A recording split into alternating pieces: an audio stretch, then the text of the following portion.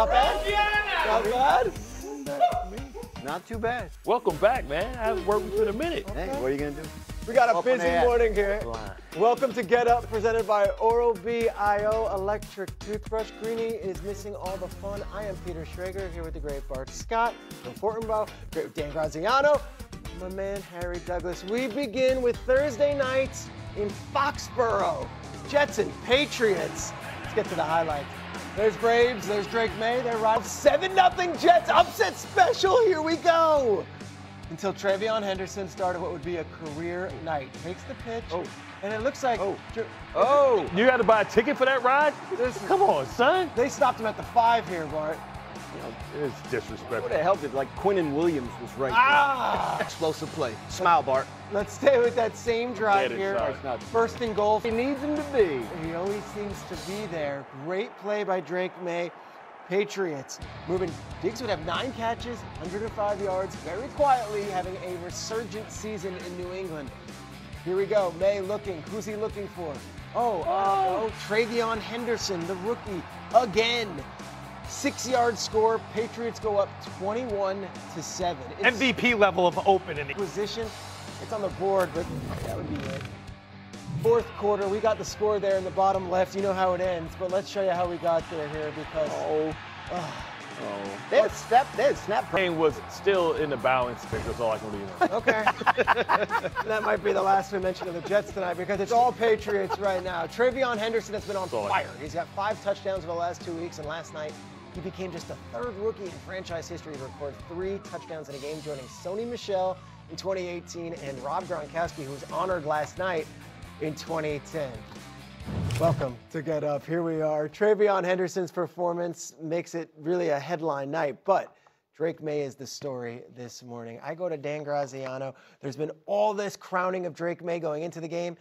Is it fair to say this guy is the MVP favorite and he backed it up last night? I think right now he's the MVP favorite. I do. Look, I mean, we know they haven't played the toughest schedule, but you can only play the teams in front of you. And the way he operates the game, I think, speaks very highly of his abilities going forward. It's his 2nd year in the NFL. He's got Josh McDaniels designing an offense for him that has a lot of complexity to it. And he's handling it all very well. When he gets pressure, he's able to move around in the pocket. He doesn't seem rattled. He does not seem like a 22, 23-year-old. He's playing at a high level for the team that right now, as we speak, has the best record in the league. Bart, as we're talking MVP, when you watched Drake May last night, do you see MVP?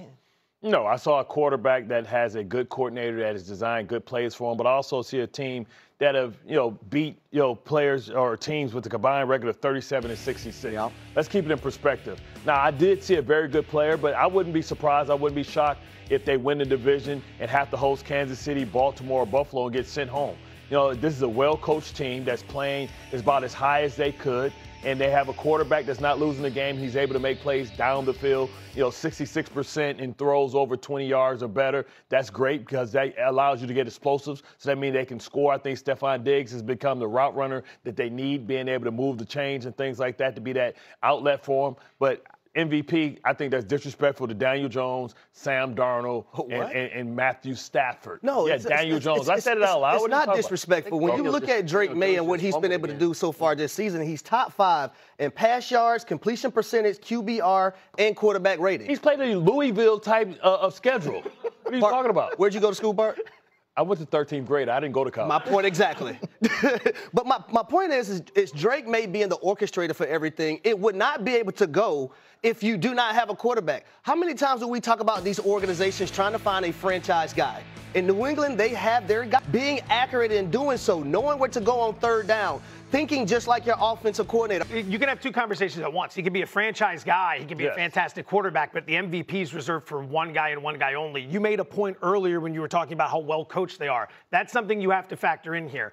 The turnaround in New England, who's going to get the credit in the mind of the voters? We're not handicapping a football game. We're talking about the minds of the voters. Are they going to give the credit to Drake May for the resurgence, or is it going to go to Mike Vrabel, who's the favorite to win Coach of the Year? If it goes to Vrabel, the voters could look elsewhere with MVP, which, by the way, Graz, I think there's a game Sunday afternoon, that might have something to say about this race. It absolutely might. There's no question about it. Look, again, I think the quarterback of the team with the best record is going to be in the MVP conversation and one of the front runners. And right now, that is what he is. And when you look, I mean, the schedule is what it is. But, like, look at the other second-year guys. We're not seeing this level of advancement. We're not seeing teams in big games like this. I don't know.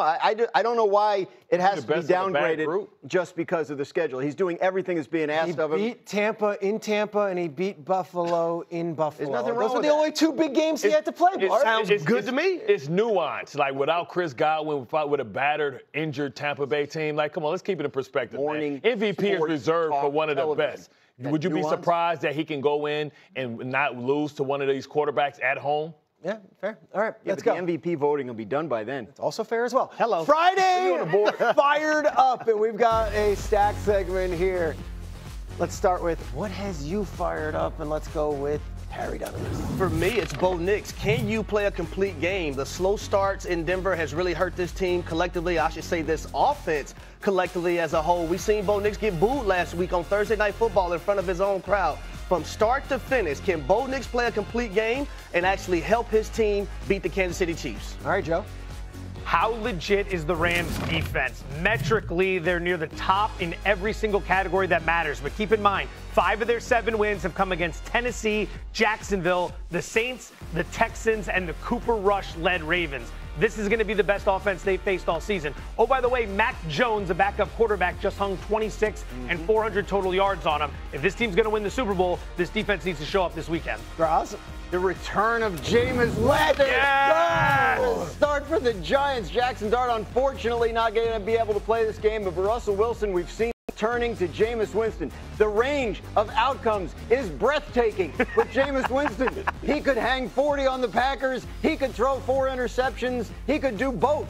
That's what's awesome about that. It'll be a lot of fun. I don't know if he can win the game for the Giants, but it sure is going to be fun. And the post-game sound is always worth sticking around for. Especially if he's eating dub. The king of post-game sound, Mr. Bart Scott, what are you looking forward to?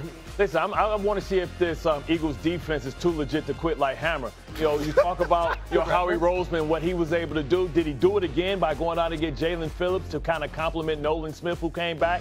It's this pass rush here because that secondary has been elite all season, but they haven't been able to get to the quarterback in the rate that they did last year. Are they back, and did Howie do it again? Okay, let's go to that game because it's one of the premier matchups. It's such a good slate this week. There's so many good games. Let's start with that one, though. Philly, Detroit. Graz, I go to you.